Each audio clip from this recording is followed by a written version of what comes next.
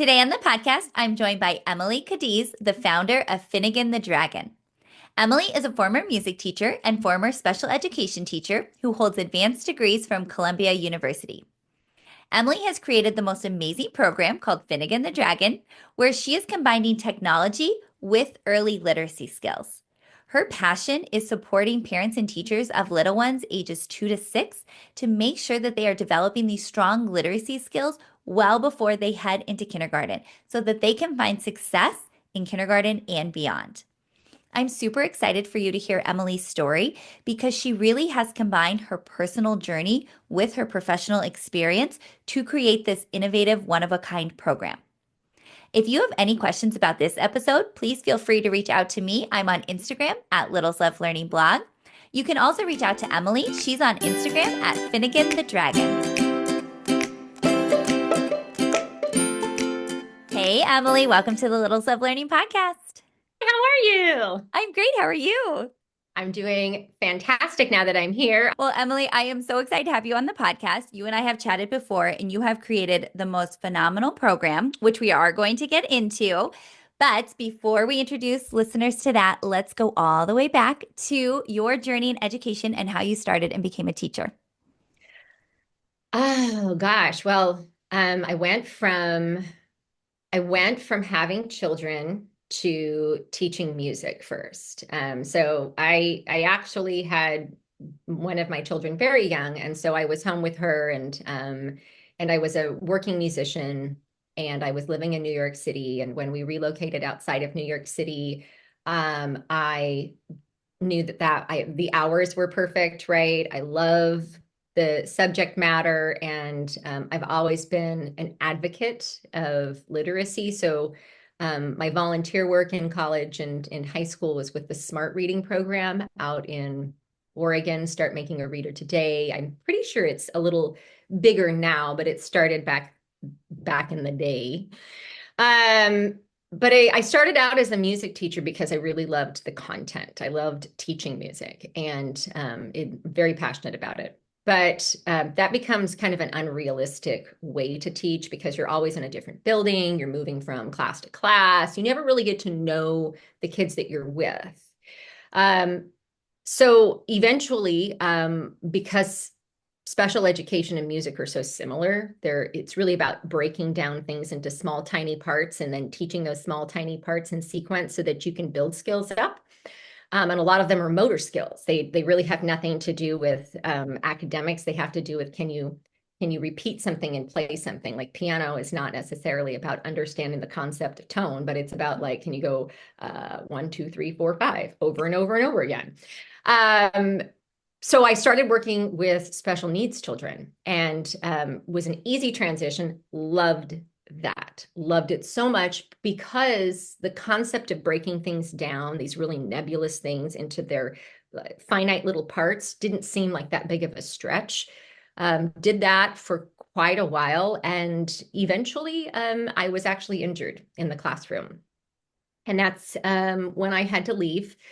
It does happen once in a while to teachers, especially in special needs classrooms where it's just, you're lifting, you're carrying, you're doing things with your body that are going to kind of deteriorate it maybe faster than in other classrooms. So that happened, and I wasn't really able to work in a classroom. In fact, the injury was so bad I wasn't able to talk for about a year. So I had to go through all of this speech and language recovery, which very, very interesting perspective shift, to be serving a certain population and then be in that population's shoes to go, oh, this is what it means to not be able to communicate your needs. And this is why maybe a behavior would surface because you're so frustrated or you're exhausted or you're just living in a different emotional state because you can't live the way you used to live. That became just an eye-opening experience. I frankly, for those who believe in, a higher power or God or whatever, to me, it was miraculous to be able to experience that and to be able to recover out of it. Right. That's not always going to be the case.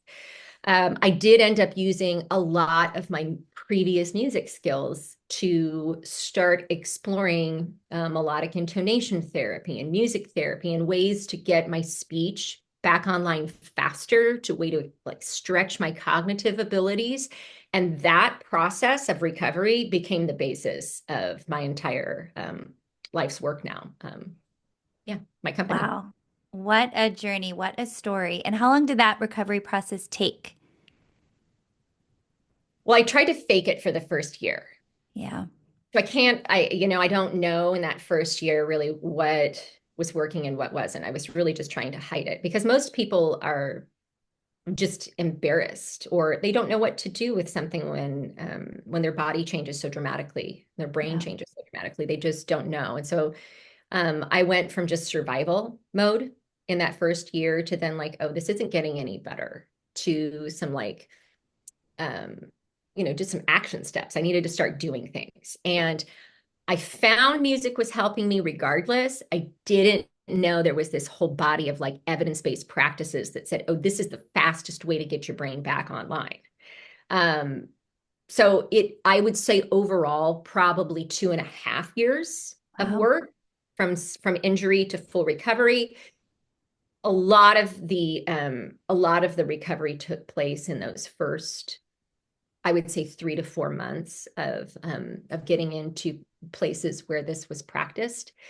But I ended up going back to school. I had nothing else going on. I was like, oh, Wow. well, like I'm going to go see what this is all about. So I went back and started studying it and singing. And it is a humbling thing to go back and get a bachelor's of music and go, oh my gosh, I am so old.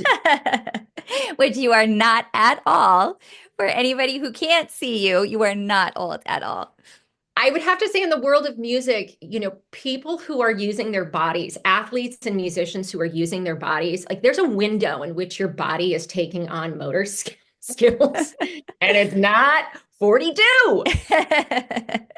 So yeah, so that process was humbling. And then once I got to the end of like that first degree, I was like, oh, now my curiosity is really piqued. I want to know how to now make this. So I ended up getting a master's in inclusive music Wow. because I wanted to figure out how to take these really specific things that were used in all of these areas, but no one was talking. I was like, oh my gosh, why aren't you talking? Yeah, so I spent then the next 2 years getting a master's in inclusive music and using my background in special education, specifically language disorders, and my previous work as a classroom teacher and also a music teacher to go, I think that there are some really valuable resources here, but it's going to have to be laid out real clear for people to use. It's not going to be like, here's a professional development training and why don't you go try this? Because there's no way they're going to be able to sit down and do this without some guidance. Right. What a beautiful journey, though, that you took something that was so traumatic and so hard and you turned it into a way to help others. That now you have this empathy piece that maybe you didn't have before because you hadn't experienced something like that. And then you were able to connect all of these dots and now turn it into something that is impacting so many, which I can't wait to talk about. But can we take a pause? Because I Yeah. noticed you forgot something in your story. Before you went back to school or before you went to school to become a teacher, where did you get that money from, Emily, to go to school? Because I would love that part of your story. What did you win that was so God, special you're in the going 90s? far. You've been Googling, Erin. I You've been have to Googling. Google my guests, Emily, to make sure that I line up with what they Oh, believe. And I just think this is so neat. okay. Well, back when I was 18 or 19. I was 18. I was 18 and I was at the University of Oregon and I really desperately wanted to leave the state of Oregon. I wanted to live in New York City because that's where, I was 18. That's where all of the big, beautiful things happened when it came to music. That's where you wanted to be. But I was also paying for myself to go to school because my parents were teachers, and that could be a different podcast. But you know, Yes. we teachers spend their whole life helping other people prepare to go to college, and they can't afford to send their own kids there at all.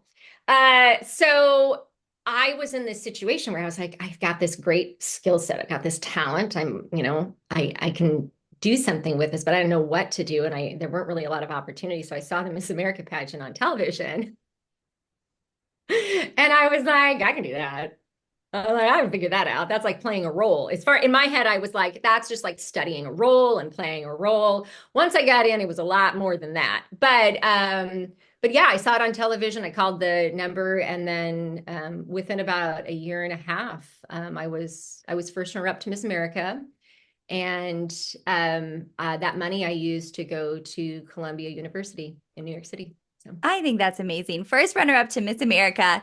Congratulations. That's huge. That's a very big deal. And then you use that money to go to school.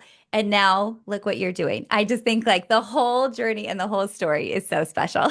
I just think I wish more people realized that you can actually come up with crazy ideas in your head, in your bedroom, and then go turn them into reality. Because Yeah. that seems to be the pattern that I've done throughout my life. I'm like, yeah, I can do that. Let's do that. Which is how I did this. I created this learning system and prototype. I mean, yeah, there were a lot of other pieces involved in it. But then I started going down the rabbit hole of grants and like using federal funds to build this out and really research it.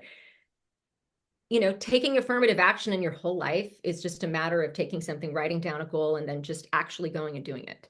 And doing it and Making believing it. that you can and doing it. So Yeah. let's talk about your program. Let's Yeah. talk all about it. Go ahead and let us know what you created from this journey that you went on and now what you've created with it. Well, I think what I was seeing, I've never gone back into the classroom, which has really been awful. I'm a people person. I love people. That's why you go into teaching, because you love people, right? And if you didn't love people, you probably shouldn't be in teaching. Or customer service or really anything. But you were saying, you can talk. Yes, I can talk. As most teachers can. And Yes, we can. I know about that. But when you are removed from the classroom, you are put in a position of listening. And you're really put in a position of watching and listening. And you don't have an option. You're not invited to the table anymore. You don't get to be a part of that ongoing process, but you can still observe, you could still listen and learn. I was working for a virtual school because that's about all I could do. And as I was doing that, I was watching these trend markers, and children coming into kindergarten long before COVID were starting to spike with phonological, phonemic awareness delays, early literacy delays, language barriers, late talking. It was, really people were using a variety of different words to chatter about it, but the trend lines were very clear. We were seeing this lag increase pretty steady and dramatically. We were also seeing screen time use just chugging along. There was really no spike in COVID. If you take out like the time in which children were in their house, yada yada, and you try to just look at trend lines, it's still kind of on a pretty steady trajectory because screens are everywhere. Mm-hmm. We wear them on our wrists. They're in our cars. They're how we order food in a drive-through. I mean, you go into a restaurant and sit down, they're used now as your menu. They're omnipotent. And they're not going anywhere. The way in which we've used them has not changed. And so I want to pause, though, for a second and really make sure people know I am not a person that lives in extremes. If someone would have told me as a young mom with 3 children under the age of 5 that I couldn't use Barbie Mariposa to get my kids entertained while I did laundry and dishes and get them ready for the next whatever we were going to do, or how about just like turn it on so I can like have a cup of coffee and not be concerned that someone is actually inside the cat litter. Yeah, I would not be friends with that person. You were In fact, using it as a tool. I probably would have had some, choice things to say with my eyes. That I would have kept my mouth shut, maybe. But we would not be friends. And the problem, though, is that screens are not changing in the way we teach families how to use them, children how to use them outside of dissociation. primarily we use them to silence children, whether it even be an educational app or not. And someone who works with children birth to 6, watching these specific markers of language development, speech, language, and communication development, kids are supposed to be noisy. Motion, movement, and lots of noise. If you walked into a classroom and it was pristine and it was like, extremely quiet, I would be more concerned about that than I would like a chaotic environment. Chaos, right, you can bring back with some tools. The other one, I don't know what's going on. That makes me concerned. So it was really clear there was a problem that was much, much bigger than the education world could get their hands around. Kindergarten teachers were being sandbagged every year with a group that was further and further and further behind, and special educators and speech language pathologists were coming in and grappling with this gap that was there. And we know gaps don't close, they get bigger. Right. And it was a crisis before the pandemic. The pandemic made it another pandemic, but in many cases, we hid that pandemic. The CDC lowered benchmarks for language development for the first time and just kind of, you're not below if we just change the whole benchmarks. I didn't know that. Interesting. Yeah, 2023 was the first time they lowered them in 30 years. Wow. And so early intervention has become increasingly more difficult to get. I mean, your child almost has to be intelligible to access those. That wait and see mentality. Early intervention is the most effective time for interventions. Everyone who works with children in the pediatric space knows this. Yes. Majority of the evidence-based practices don't lie in education because we don't have a universal childcare system birth to 6. We just don't have it in the United States. Because of that, again, we're sending kids into kindergarten with just a variety of delays that could easily be mitigated before they get there. And it doesn't have to be flashcards and say, whatever, right, whatever. It doesn't have to be that way. It can be more intuitive to play. It can incorporate the screen. We can address more than one thing at the same time. But we really have to start thinking creatively, and we have to start thinking with like a multidisciplinary group. And as a special ed teacher, that's all we ever do. All we ever do is work with people from all the other walks of life. Rarely do we just get to work with the teacher. And in this case, it just made sense to me to take all of this data that I was seeing and all of these experiences that I had and make something that's usable and that was going to help parents get back online into the 21st century. Like, we have to guide them. This is a different world for these parents than any other generation because they have this thing that no one else had. Right. And it is changing the game. Absolutely. And you saw the problem, but instead of just seeing the problem, seeing the gap, and doing nothing or complaining. I get a lot of people on my Instagram who will complain to me and they will comment about how it's wrong, but they're not trying to change it, which I understand. That takes a lot of work and a lot of effort to try to change what is happening. And you are a doer. You said, I'm going to be the one to change it. I see this problem. I can fix it. I know how to bring all of these together, and I'm going to do that. And I think that's just phenomenal. Well, thank you. To all the people who get on your Instagram page and throw shame, if you take the time to do that, I would challenge you to take the time to go volunteer at community action in your area and help the, families from becoming homeless. Like, take those spare minutes and do something. Yes, please even take your kids with you. You can all volunteer together. Get off your phone, scrolling. We're screen free. Really? Really? There are screens everywhere, and to villainize them is not solving the problem. You are using them as a tool. Like you said, parents have always done that with TVs. Since TVs came out, use them as a tool. And now we have another tool that we can use. And I think instead of that, trying to push it totally out and never use it and just pretend like it doesn't exist, that they're not going anywhere, You're trying to figure out how can we use it to actually fix this problem. So tell us more about that. Yeah, I think, in going back to that, I just want to say, I don't use shame. Right. Like, let's just meet children and families right where they're at, which is in a technological like tornado right now. And let's try to get into into the mix of this and figure out piece by piece how to make sense of it and do the research and get in the middle of the storm and figure it out.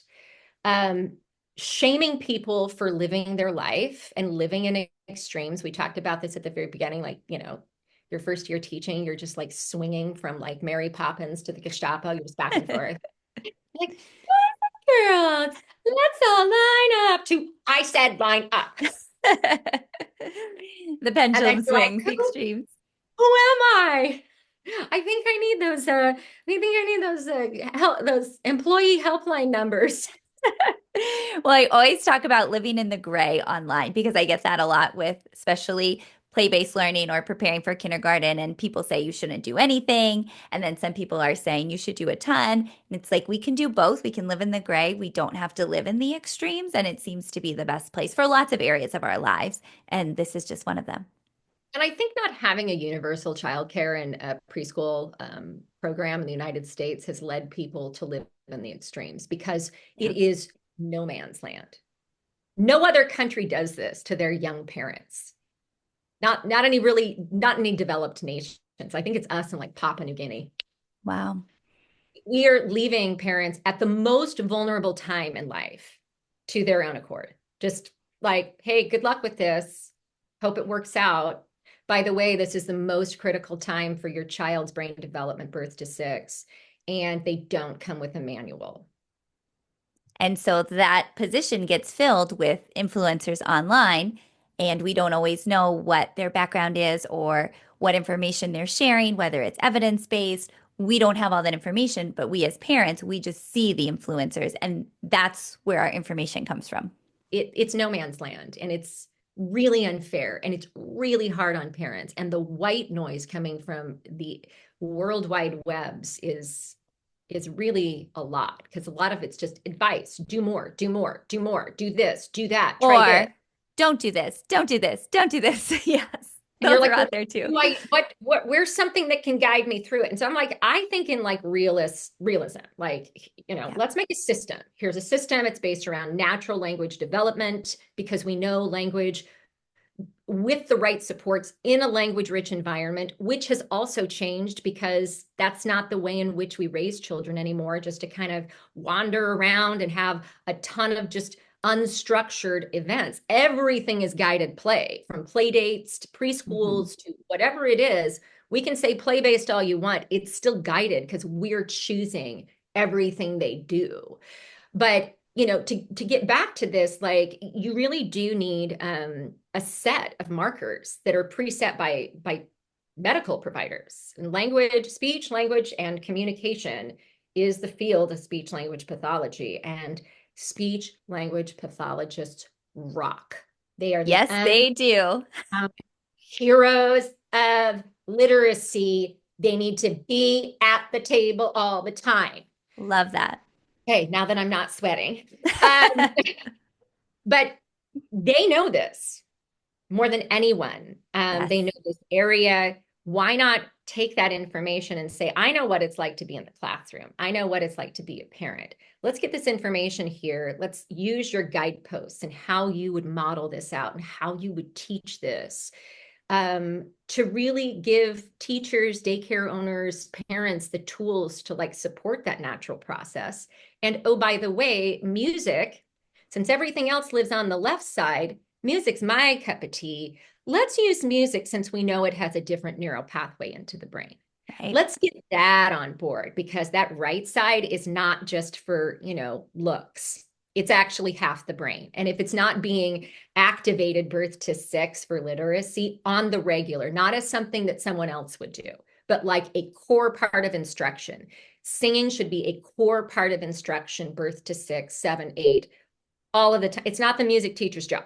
It is everyone's job, because that right side cannot just be ignored. it needs to be involved in the process. Speech and literacy live on the left, music lives on the right. So it needs to be a part of the conversation. But giving, again, those systems that say, okay, we're going to look at the onset sounds that are probably the easiest entry points, the ones that parents are going to be attaching letters to first because they're high frequency in words that will eventually be, either decoded or scripted out, but primarily focusing on sound, like sound play, and understanding that these screens have diminished not just the quantity of words that we use, but the quality of the conversation. And how do you model what conversation looks like? Lena.org, one of my favorite organizations, they're the Language Environmental Analysis Organization. They study screen time and language use. Like this is their realm. They came out with a study, I think it was last year, where they finally quantified. We all knew that the average amount of time a 3-year-old was spending in front of a screen was about 2.5 to 3 hours a day. Wow. They were able to quantify down, like, what does that mean for communication? What are we talking for numbers here? And it looks like it's about 1,500 to 1,700 words every day that a child's missing out on, both spoken and heard. But it's also those really valuable communication exchanges, which is they're in the hundreds that they're missing out on, where you're applying language and you're like being able to use the narrative voice and explain things. And it's back and forth, and not the parent to the child, but the child to the parent. So how do you create a system that starts building in the needed skills in that gap, so that when they get to kindergarten, you're not looking at like this gigantic literacy gap. You've prepped that brain enough to get it there. And we have found that music actually does it better and faster than anything else. And we're getting a chance to prove that this year, which is really cool. We get to work, we've been working with Head Start of Oregon for about 2.5 years now. And this year we received a huge grant from the National Institute of Child Human Health Development, NICHD, and we are doing our first research project with them. That's like, we've done other projects, but this is our first like real robust research project. And by the time this airs, it will be done. Yay! That is so exciting. Now, I don't think you've even mentioned this cute little dragon.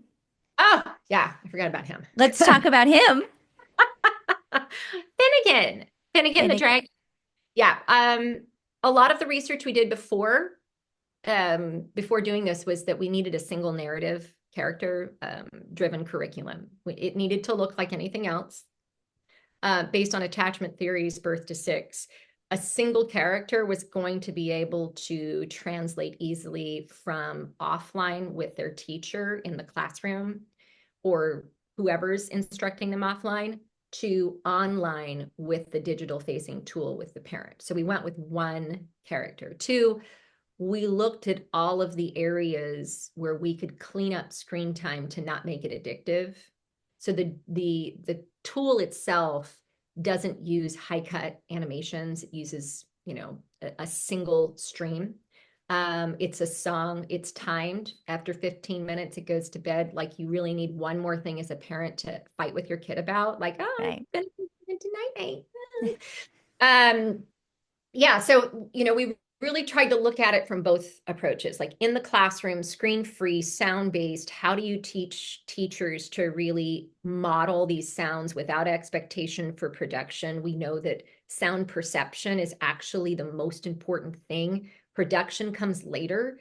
So modeling it, giving them opportunities to hear it, trial it out. Do not correct. Please do not correct. Model without expectation these phonemes. They're babies. Their mouths are learning to map all sorts of things, but the letter R and the letter L can wait. So tricky. Tricky and not appropriate. You can actually develop in some really bad habits if you try to correct those sounds. let them make their best attempt. They've got the perception of what the sound is supposed to be. Their mouth will catch up. Most people don't even get referred to speech for a delayed sound until end of first grade, early second grade. So hold off. You don't need to be correcting anything. Teaching teachers how to do the things that speech language pathologists would find natural and normal in their private practice, but how do you do it in a group setting? How do you take it away from direct instruction? If I could kick circle time to the curb, I would. Get on the ground with them, sing right next to them, sing side by side, play games, use the song as a way for framework so that they know where these rhyming words come in. But you don't necessarily need to be singing at your child unless they ask you to. But I don't think that happens very often. That makes sense. For the families, like we are looking at just injecting words into the home as fast as we can. So we want to meet them where they're at. We know they're using this. We also want it to be voice-based. We know that touch-based things don't really work. We know that kids can touch things, but that doesn't mean they understand anything about what they're touching. It also doesn't really bring out the parts of development that we need to get back online. So everything we do with our digital facing tool is voice activated. You have to sing at the screen. That is amazing. Make those sounds. Letters will come. Letters come later. Yes, we always talk about that on this podcast, the importance of sounds first, phonological awareness and phonemic awareness, and making sure that kids can hear those sounds, because that really in and of itself is such a new skill for them. As humans, we're used to hearing words. And so with speech, we're used to hearing all of those sounds come together in a word to make a word, but we are not used to pulling them apart. And I actually think about other languages. When I hear someone speaking a different language, I could not tell you where one word ends and where another word begins because I'm just hearing all of the sounds. With English, of course, it's very easy for us to pick out each individual word, and kids develop that very naturally. So then to ask them to do the reverse and pull apart the sounds, it's something completely new for them, and it takes a lot of practice and a lot of time. Yeah, one of the things that you just touched on was co-articulation. And in every language, we have that. It's like taking you all and saying y'all. And people who've grown up around it know that it means you all, or maybe they don't. I don't know. But co-articulation is that incredibly fast way in which we talk, and it's all squished together and you can't pick out the parts, even if you do speak the language. So speech language pathologists are always very aware of that. Teaching people to model things slower, increase their wait time. Children need time to process what you're asking them to do. It's not normal. It's not natural. Absolutely. And that's the benefit of parents working at home with their little one, because in the classroom, you're not always able to give that much wait time because there's always a student who shouts out the answer, who is very fast, processing super fast, and they are ready to move on. And so if your child needs a little bit more time, they're not always given that time in the classroom, not because of the teacher's own fault. When you're in a classroom with lots of kids, it happens. So at home, can have that wait time. And I actually have a reel where I'm showing my son, we're doing an activity and the reel is mostly just silence. And I'm just saying, give the wait time. And it's sure it's a very boring reel for people to watch, but I want them to understand what we see on social media, all of the cuts when you have those really fast reels where you're asking the child a question and then they're writing it down and then they're going to the next thing. That's not reality. Reality is it's taking 5 minutes for them to get to that answer, and that's normal and that's good. So let's slow all of it down. Yeah, we have all sorts of tricks to increase your wait time because it isn't about training kids. It really is about training you. True. Rocks in a pocket. You just move them from one pocket to the other. Move them over, right? And then you can talk again. It is about training yourself. But again, this is no man's land. You're talking about parents. This information is out there, but like they didn't go to school to become a parent. They just had children. Right. And they're doing their best. And sometimes things were modeled really great for parents, and sometimes they weren't, and they want to do better. Or maybe they were raised in a great environment, but the world has changed and what used to work doesn't work now. So there is just a lot of unknown in this time frame. Working with teachers, it's a little easier because you can build on the prior knowledge that they have from school, and you can give them feedback. What we have found is that, number one, everyone really loves the character. So there's a stickiness to it. It allows for everyone to work offline and online. We realize that now, after creating this first learning system, which took like a couple years off my life, that we can now scale this into directions for each of the other dragons to hit the 44. There's 44. It doesn't stop with 14. We've started with 14. We've got 30 more to go. Wow. Medial sounds are really difficult. Ending sounds, are even harder because we drop them all the time. So we've got a lot of room to create and grow as a company and as a group of individuals over here that, we nerd out on this all day long. It's fantastic. I love it. And you're just working so hard to improve the lives of parents and kids. So, what is your ultimate vision? I would love to know. Vision casting. Where would you love to see this company go? I have my quarterly goals, right? I write things down. I am a creator. I'm a teacher. I don't really love to sell. I'm going to be really honest. It is not my favorite thing to do. If I could just do this and give it away for free, that's probably what I would do. I'd just be like, here, everybody take it. Just because that's what we do as teachers. Yes, we we never do. look at like cost and all this stuff. We just go, oh, this kid needs this. I'm gonna go on the weekend. I'm gonna make this, and it's gonna be great. And then I'm gonna come back on Monday and I'm gonna give it a try. Like, I don't know a teacher that hasn't done that and then said every summer, I should do less of that. And then they go. Yep. So, long-term goals. I love working with Head Start, because they are one of the only universal childcare and preschool programs out there right now they are really doing the work, like really doing the work. They are unsung heroes in many communities. Community Action, Head Start. If you have an opportunity to do anything, go work with them. Preschool for all, preschool promise programs are starting to pop up, right? Most of these programs are made 0 to 200% of the poverty line. And the reason we're targeting this is because this is where we find screen use to be at an all-time high.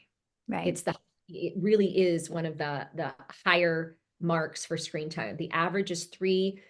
We're looking at more like 5 to 7 hours a day.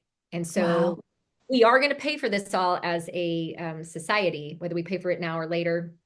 It's up to us. And it's like pennies on the dollar when they're young. It is going to be bankruptable as you get older. So I would say for me, what I'd like to see is the full system, like all of these phonemes broken down and treated like an actual set of curriculum that's specific to this age group, to this time in life, when I can't control universal childcare and preschool for all, but I can control something that is dedicated and made for this, and not a YouTube channel or a this or that, but like a real actionable program where you're not piecemealing together worksheets and this and that, and you're just trying to, something that you can just pick up and go, oh, this was made for this age, this time, and it's going to walk me through these steps. That's what I hope for it, so that we can help ease the burden for this time of life, which I don't care if you have 1 kid or 10 kids or whatever.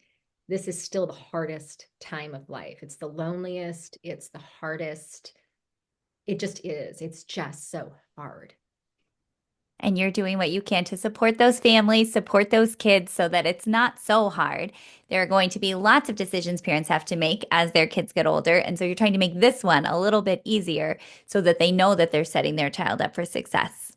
Yes. Yes. And feeling connected and good about life, and, knowing that there's a trusted source out there that's going to guide people through this. That's not coming from the angle of just like, hey, I got this great business idea and I'm just going to run the tables, right? I'm actually somebody that also changed the diapers and wiped the noses at home and at work.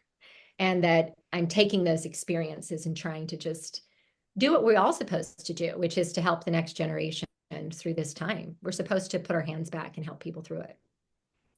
Emily, you just have a heart of gold. I have loved this conversation. I am so excited to link to everything down below so that people can learn more about your company, learn more about the program, and get familiar with this movement. It really is a movement that you're trying to create. I'm so happy to be part of it. Before we wrap up, though, I always ask my guests, since this is the Littles Love Learning podcast, what do you love most about working with littles? We're unintentionally the funniest people in the world. They are. They are. There's no ego yet that's coded that. And sometimes they're funny because they're funny, and sometimes they're unintentionally funny. It really is the best age. They're so joyful. And when you're around them, you can just soak in all of that good energy. Yeah. I mean, it makes everything seem okay when you're just hanging out with three, like all of the things you're worried about, just Yep. Well, Emily, this is awesome. I'm going to link to everything down below, but please tell everyone where they can find you if they would like to connect with you. You can find us at finnegandthedragon.com. You can email info. It's typically me responding, so it's not like there's like a ton of people responding to me, just me. You can also just go Emily at finnegandthedragon.com. Yeah, it's really simple. Just reach out if your daycare or preschool is looking to trial something out. If they want to give it a shot, let us know. We're working with anyone and everyone right now. And we come in with a pretty good group of trainers. We're not going to just give you something and leave it and say, hope this works. We've got it pretty structured where you'll get access to myself, an inclusive music specialist, a team of SLPs, an occupational therapist, pediatric physical therapist, and some reading specialists. We come in as a group because we know that this is it's really important to have access to the people that you never really see. That's an incredible team. That's the dream team right there, that lineup. It's Finland. We just took that team from Finland. We're like, yeah, you guys have around it too. They always Smart. have everything right. Finland is like, they have everything right, so you might as well just do what they do. Smart move. Well, thank you again, Emily, for your time. Thank you. Thanks.